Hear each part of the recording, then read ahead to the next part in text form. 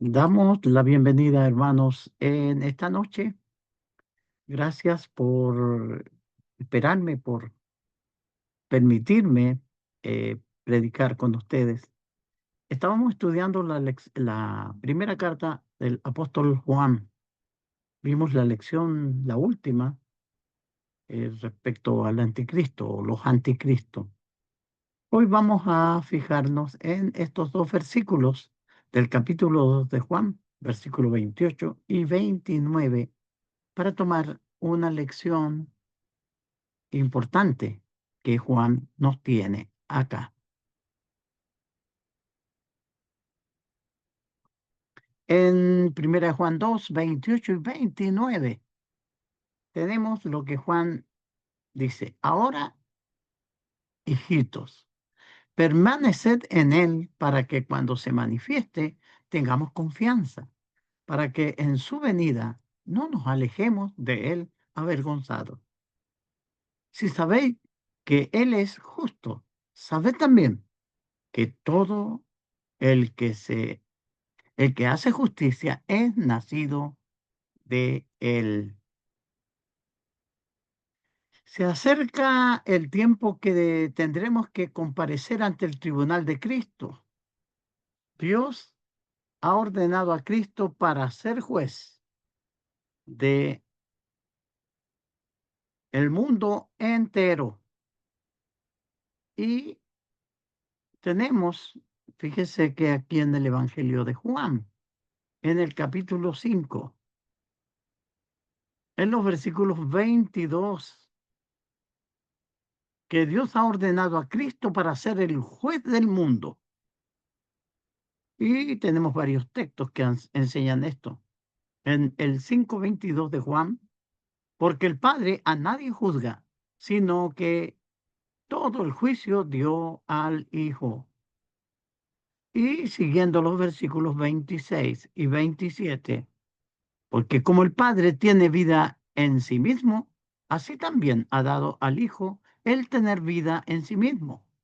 Y también le dio autoridad de hacer juicio, por cuanto es el Hijo del Hombre. Además, Hechos 17 nos habla de este juicio establecido por Dios. Dice en Hechos 17, 30 y 31, pero Dios, habiendo pasado por alto los tiempos de esta ignorancia, ahora manda a todos los hombres en todo lugar que se arrepientan, por cuanto ha establecido un día en el cual juzgará al mundo con justicia, por aquel varón a quien designó, dando fe a todos con haberle levantado de los muertos. Por lo tanto, es necesario que todos comparezcamos ante el, este juicio, comparezcamos ante Cristo. Dice el 5:10 de Segunda de Corintios, porque es necesario que todos nosotros comparezcamos ante el tribunal de Cristo, para que cada uno reciba según lo que haya hecho mientras estaba en el cuerpo, sea bueno o sea malo. Mucha gente, si piensa en el día del juicio, lo hace con gran preocupación. Para algunos, probablemente haya una buena razón para temer ese día, porque saben que sus vidas no están bien con Dios. Un día tendremos que estar frente al tribunal de Cristo. Entonces, muchos temen porque sus vidas se dan cuenta que no están de acuerdo. Por eso la lectura, la enseñanza de la palabra, cuando vamos a las reuniones, es como una potente luz que nos alumbra y nos indica en qué condiciones estamos. Hay otros que temen la llegada de ese día, cuando en realidad no deberían temerlo, pero pueden esperar ese día sabiendo que estarán delante de Él. O sea, este día nadie se escapará. Es un día que todos viviremos. Y fíjense que nadie va a llegar atrasado, nadie va a decir, no quiero ir. No, todos vamos a estar ahí.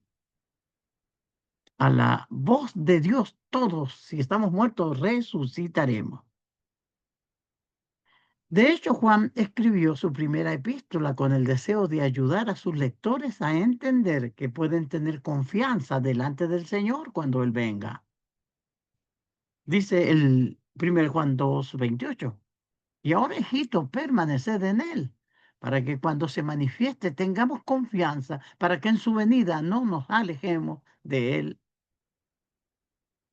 Fíjese que no nos alejemos o que no nos avergoncemos de Él. Esta es otra versión del texto. Pero fíjese que el punto de Juan es ese. Se nos anima a permanecer en Cristo para que cuando se manifieste nosotros tengamos esa confianza sólida y no tengamos que apartarnos de Él avergonzado. En este estudio me gustaría que examinemos de cerca el objetivo de Juan para sus hijitos, porque él así trata a los cristianos. La solución de Juan para lograr este objetivo son los dos puntos que estaremos viendo. El objetivo de Juan para sus hijitos. Tened confianza cuando Cristo venga. Ese es el objetivo. Permaneced en Él para que cuando se manifieste. Entonces Juan va a enseñarnos para que nosotros tengamos confianza y ese día no lo miremos con susto, no lo miremos con miedo, sino que lo miremos con esperanza. Ese es el punto de Juan. Por eso dice, permaneced en Él, para que cuando se manifieste. Ahí en Primera de Pedro 1:7 tenemos un texto similar. Pedro dice, para que sometida a prueba vuestra fe, mucho más preciosa que el oro, el cual, aunque perecedero, se prueba con fuego, sea hallada en alabanza, gloria y honra cuando sea manifestado Jesucristo. Entonces, ese día, cuando nos presentamos delante de Él, por eso ahora se permite que nuestra fe sea probada. ¿Cuándo es probada nuestra fe? En medio de las dificultades que nos presenta la vida. Entonces nuestra fe está siendo probada. ¿Por qué razón es probada? Porque la fe es fíjese que es más preciosa que el oro, dice este texto, y además es el producto que nos mueve. Hablando del oro, dice que aunque perecedero se prueba con fuego, nuestra fe, cuando pase las pruebas, sea hallada en alabanza y gloria y honra cuando sea manifestado Jesucristo. Nosotros los hombres de fe, las mujeres de fe, vamos a estar confiadamente en este encuentro con nuestro Salvador, sabiendo que hemos desarrollado una fe sólida que fue probada como el oro en el crisol. La carta fue escrita para que tengamos confianza. El que permanece fielmente en Cristo en esta vida no tendrá miedo del juicio final. Confiadamente estará delante del juez porque sabe que será aprobado. El 4:17 de Primera de Juan dice, en esto se ha manifestado el amor en nosotros, para que tengamos confianza en el día del juicio.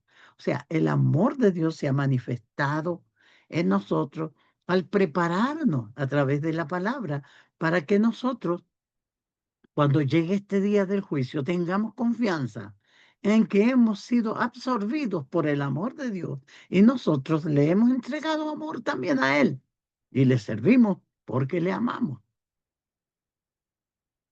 Incluso ahora en Cristo podemos tener, como dice Efesios 3:12, en quien tenemos seguridad y acceso con confianza por medio de la fe en Él. Tenemos una relación con Dios.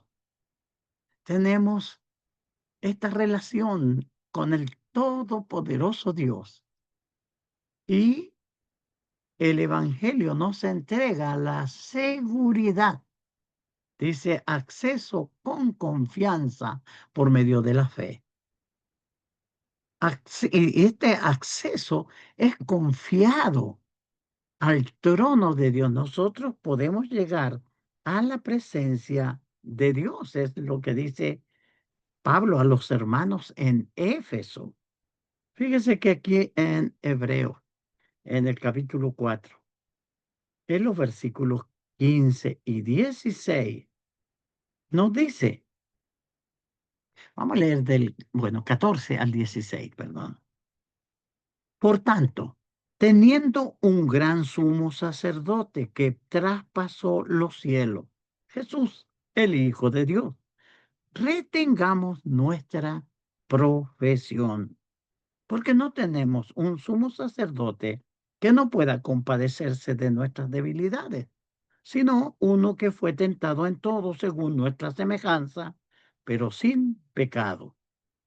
Acerquémonos, pues, confiadamente al trono de la gracia para alcanzar misericordia y hallar gracia para el oportuno socorro. Entonces podemos acercarnos confiadamente al trono, nuestro sumo sacerdote, que es Jesús. La labor del sumo sacerdote era interceder por el pueblo. En este caso, Jesucristo, nuestro sumo sacerdote, que vivió en esta tierra y está sentado a la diestra del Padre. Él puede compadecerse de nuestras debilidades, porque Él también estuvo sometido cuando vivió en la tierra a las mismas pruebas de nosotros, salvo que Él nunca pecó. Por tanto, el objetivo de Juan es que tengamos el mismo tipo de confianza que tenemos ahora en la aparición de nuestro Señor Jesucristo.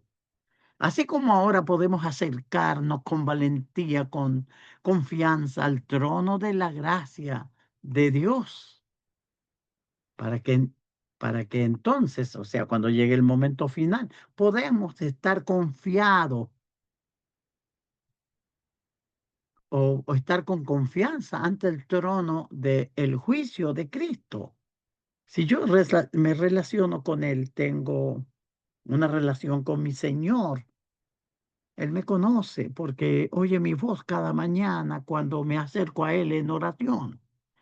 Tengo una relación de adoración, de temor reverente, porque Él ve mi corazón apartado del mal que le busco para hacer su voluntad. No tendré ningún miedo cuando tenga que comparecer delante de Él, porque ya me conoce.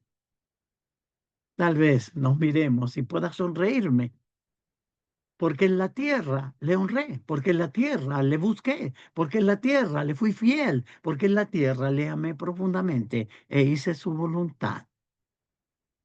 Podemos estar confiados, con confianza, ante el trono de Jesucristo. Como dice el texto, para que en su venida no nos alejemos de él avergonzados, como lo harán los que son desaprobados.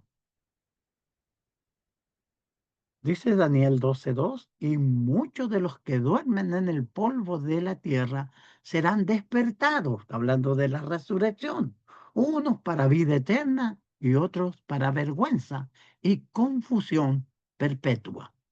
Claro, claro que será así. Los desaprobados van a estar avergonzados, como dice este texto, otros para vergüenza y confusión perpetua.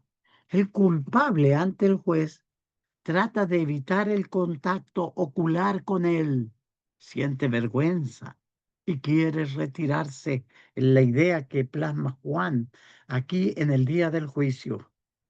Imagínese si yo no relaciono no tengo esta relación con mi Salvador, esta relación de fe, de confianza. Claro que voy a tener que alejarme de Él avergonzado. Me bauticé, pero no iba a las reuniones, no me edificaba, no buscaba la forma de fortalecer mi fe. Entonces estaba más preocupado de las cosas terrenas, del fútbol y de otras cosas mundanas, o tal vez entretenciones que no sean malas, pero dejé de estudiar la palabra. Eso es lo que quiere evitar Juan cuando enseña esta lección. Juan no quiere que nos avergoncemos de nosotros mismos cuando Cristo venga nuevamente. Nos avergonzamos de nuestra negligencia, nos avergoncemos de nuestra poca fe, nos avergoncemos de no haber sido perseverantes.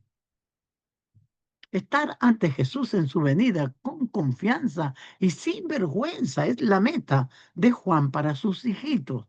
Él por eso los anima y estos versículos están diseñados para ellos, para que ellos puedan estar sin vergüenza, con toda confianza ante la presencia del Señor. Y no es la misma meta nuestra. No quisiéramos estar cuando Él venga, presentarnos a su presencia, pero Él nos conoció aquí en la tierra. Él escuchaba mi voz cada mañana cuando elevaba al cielo, le decía, Padre mío, oh Padre nuestro, oh mi Señor. Cuando en los momentos aflictivos mi oración angustiada llegaba a su presencia y Él ponía atención para oírme. Esta relación, cuando estoy ahí con los hermanos cantando himnos de alabanza, cuando estoy adorándole, cuando recuerdo su muerte en la cruz a través de los elementos que él ha diseñado como memorial, como emblema del memorial. Entonces, esa es la meta. Por esa razón nosotros participamos en la reunión de la iglesia. Por eso participamos con los hermanos. Entonces, la pregunta es, ¿cómo podemos estar seguros de que lo será para nosotros este caso, que no tengamos vergüenza? Esa es la meta de nosotros, que recibamos la aprobación del Señor.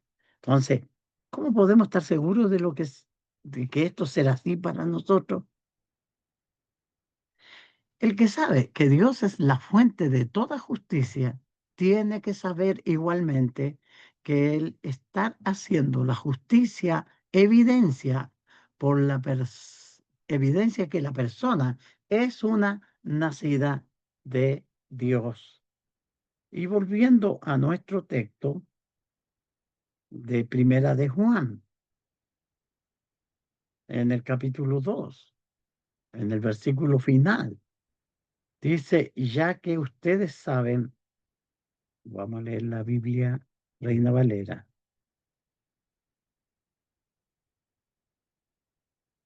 Dice el 29, y sabéis que Él es justo. Sabed también que todo el que hace justicia es nacido de Él. Entonces, nosotros sabemos que Dios es la fuente de toda justicia.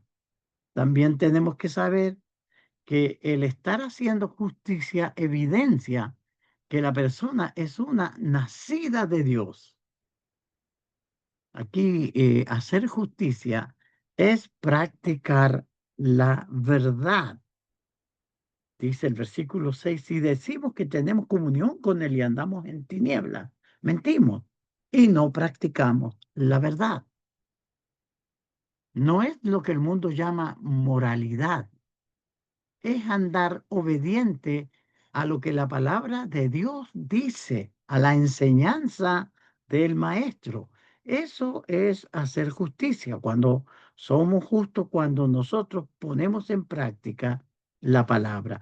Y Juan, en el versículo 14, en los versículos 23 y 24, nosotros podemos leer que dice, respondió Jesús y le dijo, el que me ama, mi palabra guardará.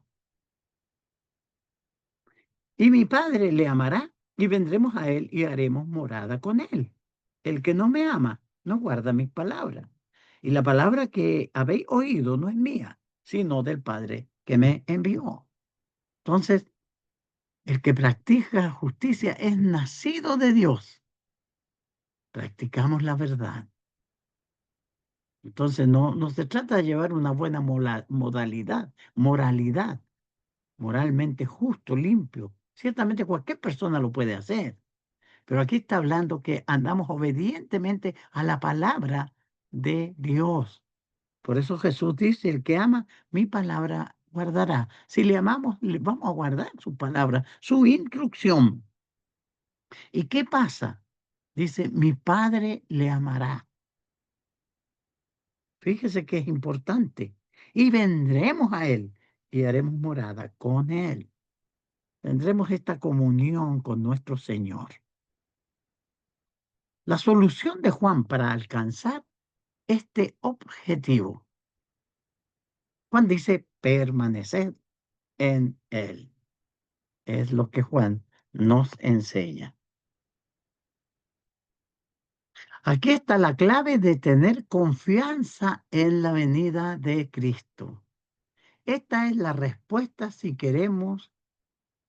no queremos ser avergonzados, no avergonzarnos en su venida. O sea, no retirarnos delante de Él avergonzados. Aquí está la respuesta y Juan nos la da. ¿Cómo se permanece en Cristo? Implica dejar que su palabra permanezca en nosotros, como dijo Juan anteriormente en 1 Juan 2:24. Lo que habéis oído desde el principio permanezca en vosotros. Si lo que habéis oído desde el principio permanece en vosotros, también vosotros permaneceréis en el Hijo y en el Padre. ¿Se da cuenta? Él ha dado a conocer la palabra del Padre. Esta enseñanza debe permanecer en nosotros. De esa forma, será lo que Jesús había dicho anteriormente en Juan 24 o Juan 14:23. El que me ama, mi palabra guardará, y mi Padre le amará, y vendremos a él y haremos morada con él. Hablando de la comunión que tengamos con él, que vamos a desarrollar con él. Un hombre de Dios piensa en las cosas de Dios, vive en el Espíritu. Entonces, cuando llega el momento de partir y ya nos llame al juicio el Señor, nosotros podemos mirarle cara a cara y recibir su aprobación. Ahí en el capítulo 14:21, el que tiene mi palabra, dice Juan, leo nuevamente, el que tiene mis mandamientos y los guarda, ese es el que me ama. Y el que me ama será amado por mi Padre. Y yo le amaré y me manifestaré a él. Nuevamente Jesús, el que me ama, mi palabra guardará, y mi Padre le amará, y vendremos a él y haremos morada con él. Entonces, ¿cómo permanecemos en Cristo? Juan está diciendo estas instrucciones, dando estas instrucciones para que cuando nos toque estar delante del Señor, no nos alejemos de él avergonzado. Entonces, este es lo que tenemos que hacer, pues, lo que hemos oído, su palabra, es importantísimo. Jesús lo dijo. El que tiene mis mandamientos y los guarda, ese es el que me ama. ¿Se da cuenta? Dejar que su palabra permanezca en nosotros implica, por tanto, dos conceptos importantes: que conozcamos su palabra. Ahí va en la constancia de nuestras asistencias a las reuniones y de nuestro estudio personal de la palabra. Y una vez que la conozcamos, la guardemos. Guardar su palabra. Hemos leído antes y hemos estudiado antes sobre lo que hace Satanás. Está él mirando a los descuidados, porque usted viene a la reunión, oye la palabra, la pone en su corazón y viene Satanás y la roba. Eso enseñó Jesús en la parábola del sembrador, cuando dijo que la semilla que cayó en el camino representaba a aquellas personas que oían la palabra y con gozo la recibían, pero venía Satanás y quitaba la palabra para que no crean y se arrepientan. Entonces la palabra debe permanecer en nosotros. Aprender textos de memoria, poner la palabra en nuestra mente, es un buen desafío para todos nosotros. Se cuenta la historia de una conversación entre dos niños pequeños. Uno de los chicos notó que la abuela del otro pasaba mucho tiempo leyendo la Biblia.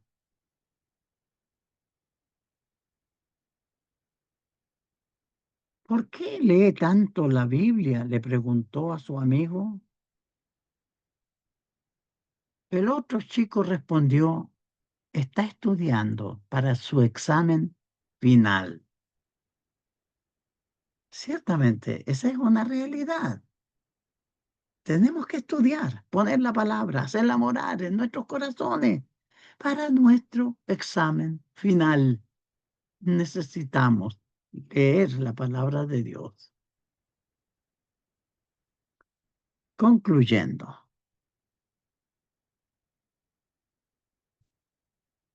cuando más conocemos y más guardamos la palabra de nuestro Señor, mayor será nuestra confianza cuando estaremos o estemos delante de nuestro Señor en ese gran día del juicio.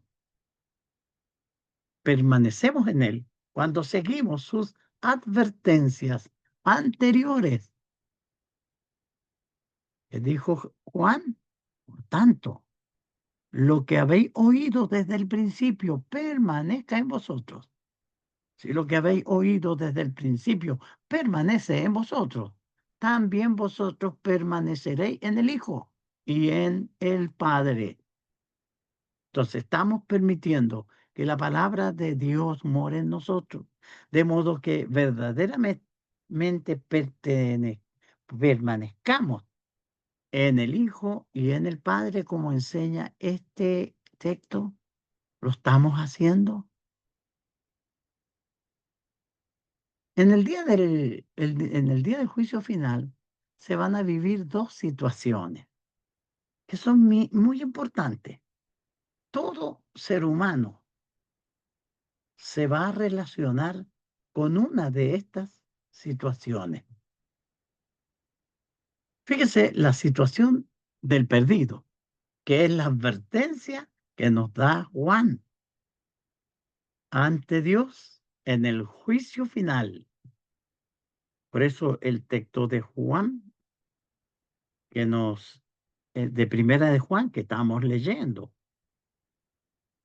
en el capítulo 2, al final dice: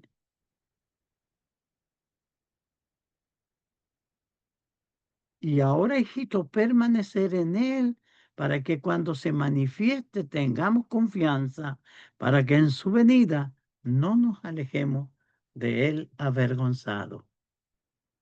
Se dará esa situación, el perdido, ante Dios en el juicio, al escuchar la sentencia.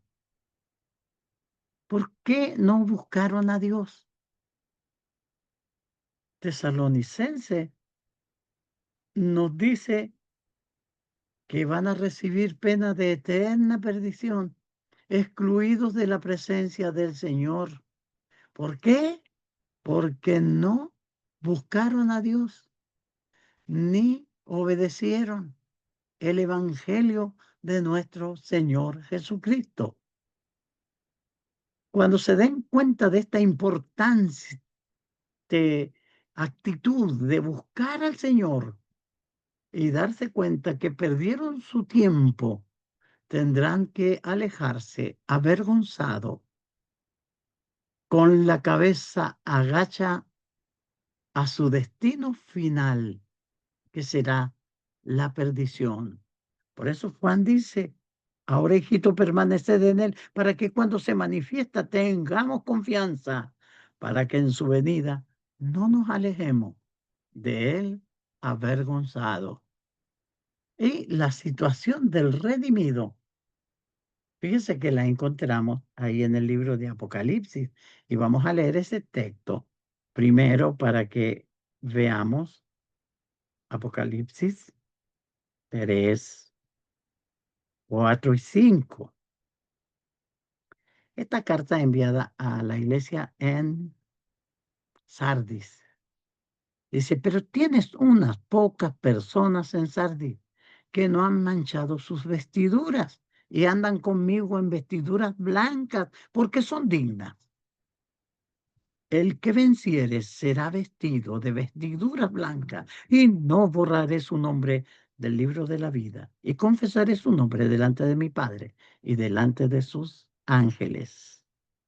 Fíjese que la situación del redimido, del salvado, su nombre se encontrará registrado en el libro de Dios. Y dice este texto que será vestido de ropas blancas que simbolizan la justicia. Y el mismo Cristo le va a honrar con voz poderosa. Dice, confesaré su nombre delante de mi Padre y de sus ángeles. Siempre pienso en esta situación. ¿Cómo irá a ser estar parado ahí delante del juez eterno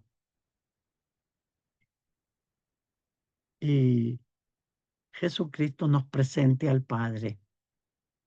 Yo me imagino que estaré ahí y Jesús tal vez se acerque y ponga la mano en mi hombro y le diga, Padre, él es Emilio, vestido de vestiduras blancas, el nombre inscrito en el libro de la vida. Y él confiese mi nombre delante del Padre y de sus ángeles, para que el Padre diga, bendito, entra al gozo de tu Señor. Siempre cuando pienso en esta situación, tal vez tenga tiempo de arrodillarme a los pies de Jesús para agradecer su inmenso amor para con este pecador. Entonces,